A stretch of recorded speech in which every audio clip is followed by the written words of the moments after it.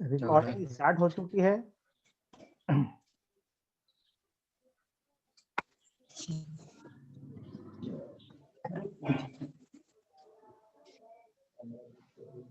ये हम लोग का पहला चैप्टर है, history of entomology in India.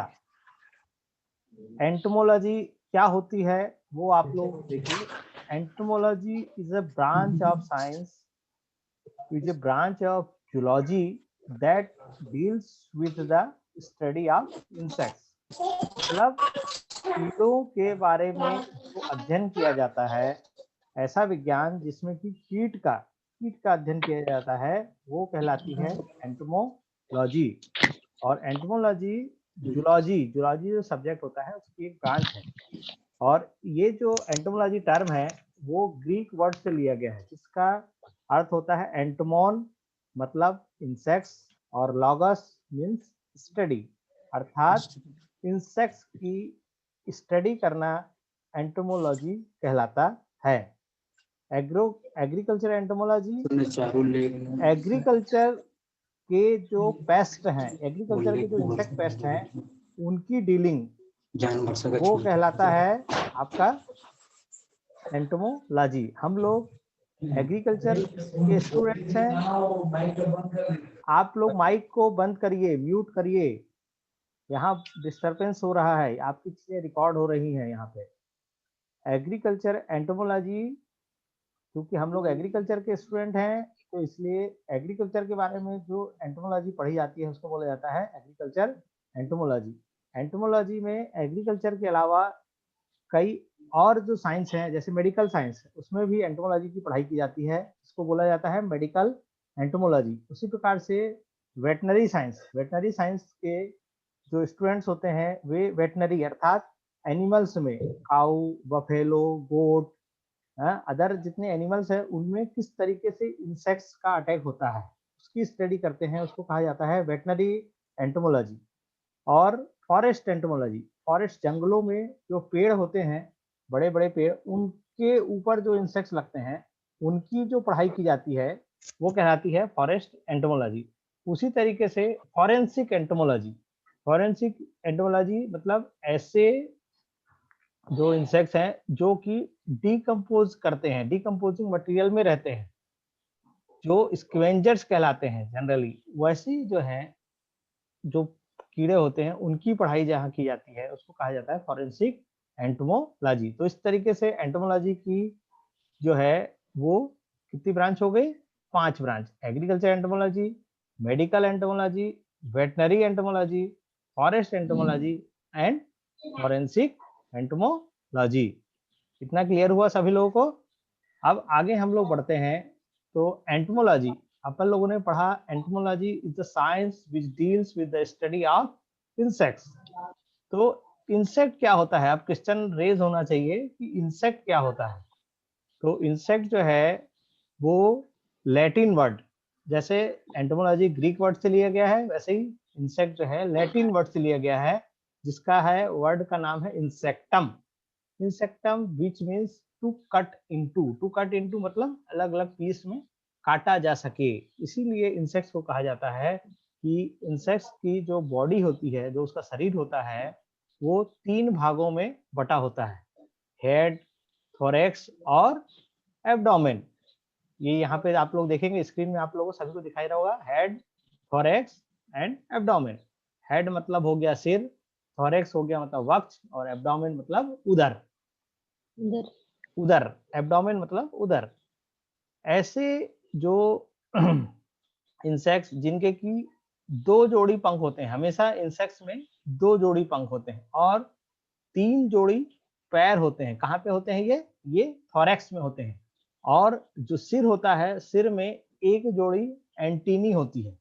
Antennae मतलब संगिका, हिंदी में बोला जाए तो संगिका, और इंग्लिश में बोलते हैं उसको एंटीना। तो 1 जोड़ी एंटीना, 1 जोड़ी कंपाउंड आइज, सिर में जो है इंसेक्ट के सिर में एंटीना, कंपाउंड आइज, और थोरैक्स में 2 जोड़ी पंख और 3 जोड़ी पैर पाए जाते हैं।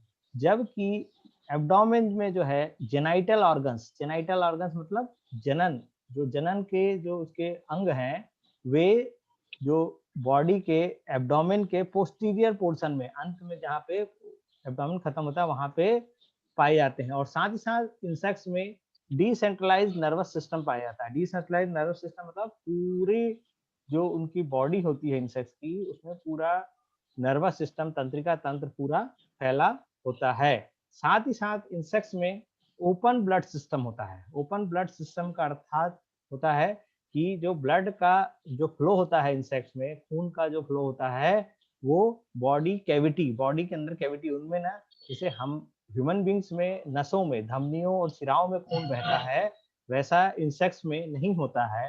इंसेक्ट्स में जो होता है वो बॉडी कैविटी, हीमोसिल जिसको बोला जाता है, हीमोसिल या बॉडी कैविटी में ब्लड का फ्लो होता है।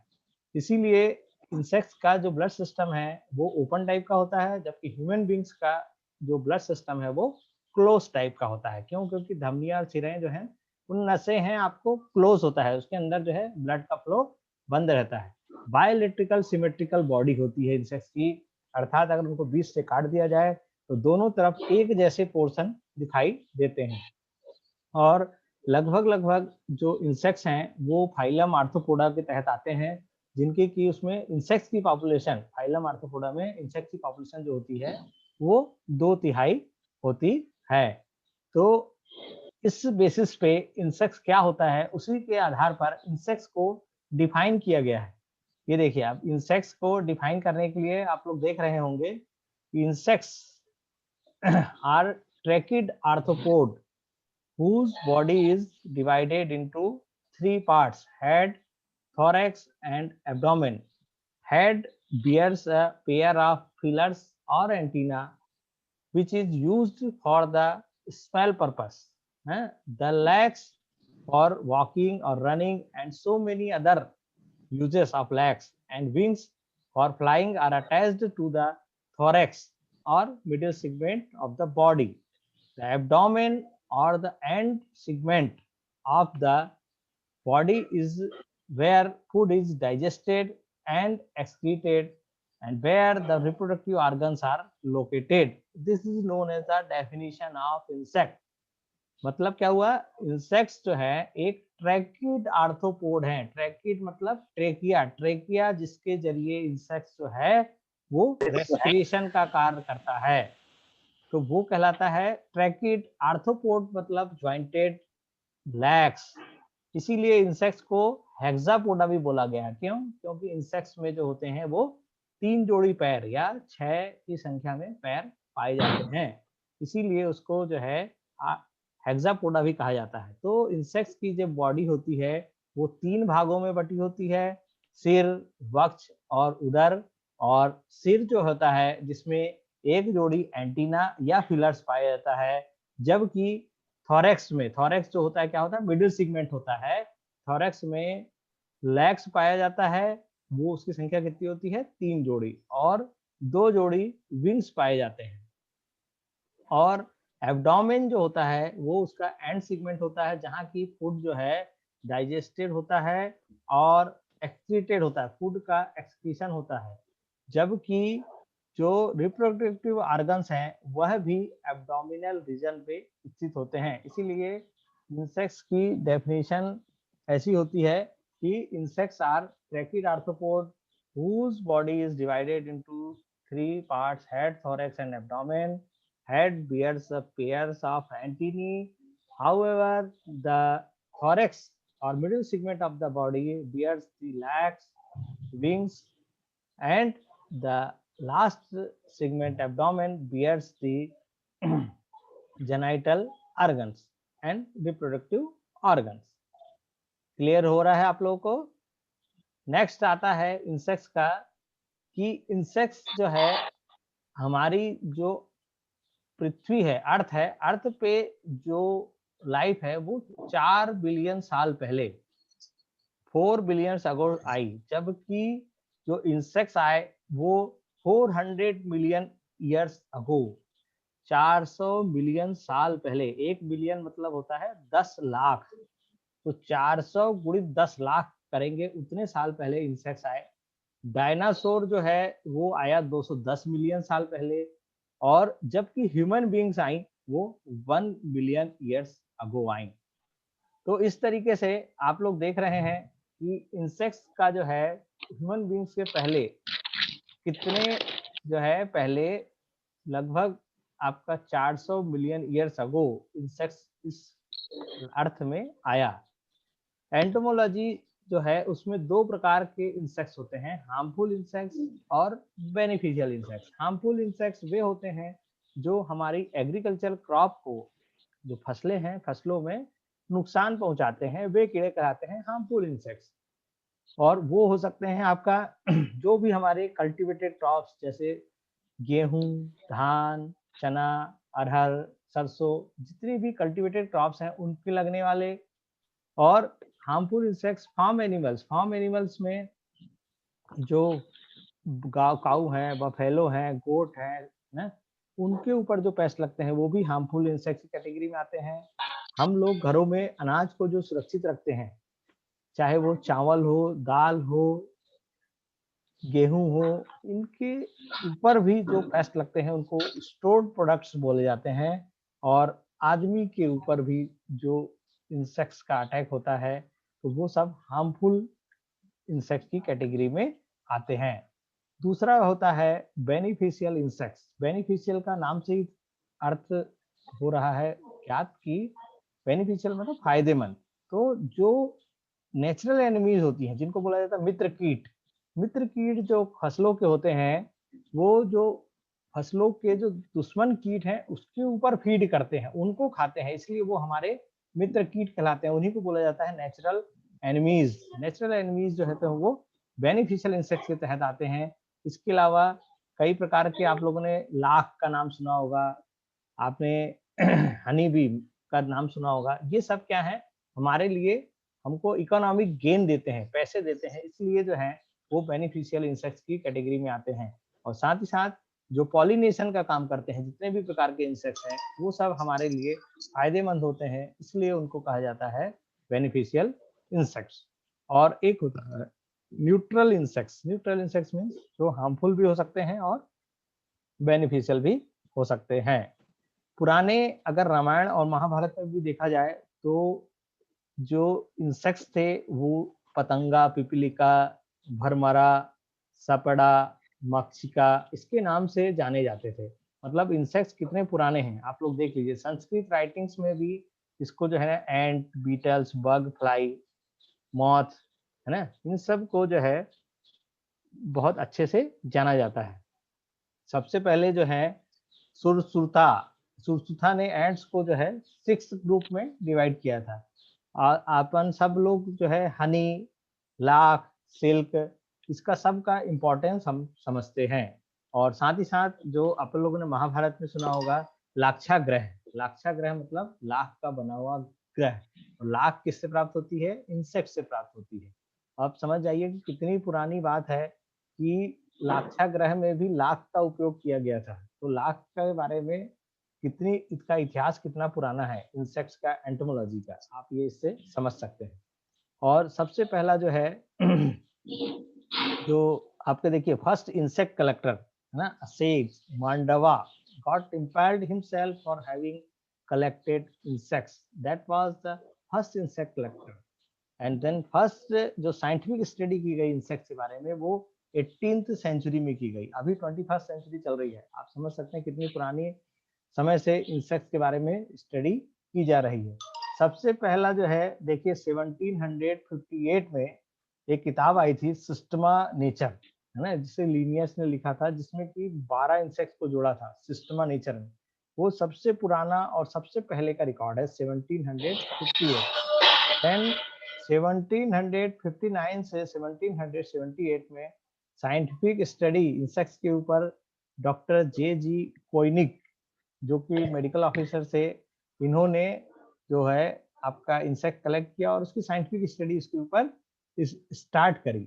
और देन उसके बाद लीनियस और फेब्रिशियस जो है वो वैज्ञानिक आए और उन्होंने भी 1759 से 1778 के बीच में साइंटिफिक स्टडी स्टार्ट की। फिर डॉक्टर जे.जी. कोइनिक ने एक टर्माइट्स के ऊपर तंजावर डिस्ट्रिक्ट में एक स्पेशल अकाउंट, मतलब एक स्पेशल किताब निकाली जिसके बारे में केवल दीमक में उसकी चर्चा थी 1779 में। फिर 1782 में डॉक्टर केर ने लाख इंसेक्ट्स के ऊपर एक किताब निकाली, जिसके कारण से ही इंसेक्ट्स का जो नाम है, जो लाख इंसेक्ट्स है, उसको साइंटिफिक नेम में बोलते हैं लेसिफर लेक्का। तो लेसिफर लेक्का इन्हीं जो डॉक्टर केर हैं उन्हीं की देन है। फिर 1790 में जो लाख का पूरा डिटेल अकाउंट पब्लिश किया गया वो एशियाटिक रिसर्च में। देन 1791 में डॉक्टर जे एंडरसन, उन्होंने कोचिनिल स्केल इंसेक्ट होता है एक स्केल इंसेक्ट, उसके बारे में पूरा मोनोग्राफ, उसके बारे में पूरी उसकी हिस्ट्री लिखी। वो इंसेक्ट कैसा दिखाई देता है, इंसेक्ट कैसा डैमेज करता है, 1791 में डॉक्टर जे एंडरसन ने रिलीज किया।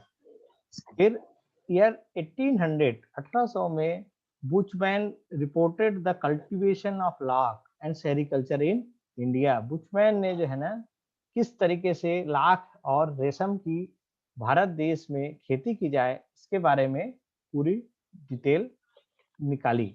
डॉक्टर डैन वोन publish the natural history of insects, first reported on insects of Asia. Asia से सबसे पहला इंसेक्ट्स का जो रिपोर्ट था ये इस किताब में था, नेचुरल हिस्ट्री ऑफ इंसेक्ट्स में, जो कि वेस्टवुड ने उनको रिवाइज्ड किया इन द ईयर 1842 में। 1840 में जो होप थे, रे ऑफ होप, उन्होंने किताब पब्लिश करी जिसका नाम था entomology of the Himalayas and India. 1875 में इंडियन म्यूजियम जो कलकत्ता में स्थित है उसका फाउंडेशन रखा गया 1875 में। तब से म्यूजियम में इंसेक्ट्स जो है देखे जाने लगे। 1883 में जो Bombay natural history society Bombay natural history society की स्थापना की गई इन द ईयर 1883 में।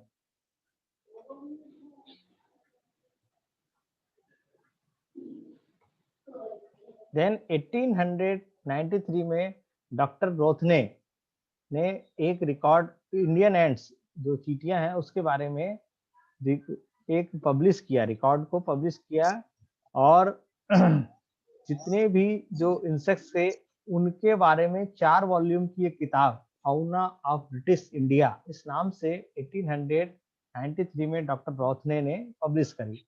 डॉक्टर हैम्सन ने भी 4 वॉल्यूम की किताब मॉथ्स ऑफ इंडिया है वो पब्लिश करी और साथ ही साथ उन्होंने कोलियोप्टेरा, हेमिप्टेरा, ऑडोनाटा, ये सब इंसेक्ट्स के ऑर्डर हैं, इनकी भी किताबें उन्होंने 1893 में डॉक्टर हैम्सन ने आगे रिलीज की, उन्होंने उसके बारे में रिकॉर्ड्स किए। 1889 से 1903 में 5 volumes of Indian museum notes were issued. Then 1901 में doctor Lionel de Niceville was appointed as the first entomologist to the government of India। Government Bharat सरकार ने सबसे पहला एंटोमोलॉजिस्ट डॉक्टर लियोनेल डी नाइसवेली को अपॉइंट किया। डॉक्टर मैक्सवेल लेफ्रॉय ने then उसके बाद नाइसवेली के बाद डॉक्टर मैक्सवेल लेफ्रॉय आए और उन्होंने जो है imperial agricultural research institute Pusa Bihar में इसकी नींव रखी in the year 1903 to 1909। Now the Imperial Agricultural Research Institutes at Pusa has become the ICAR, Indian Council of Agriculture Research, New Delhi। और साथ ही साथ एक बुक निकाली गई Indian insect life in the year 1909 which was the monumental contribution about insects के बारे में बहुत अच्छी किताब और बहुत जितना भी योगदान है उसके बारे में किया गया। देन 1912 में प्लांट क्वारंटाइन एक्ट को लागू किया गया, प्लांट क्वारंटाइन एक्ट को लागू किया गया।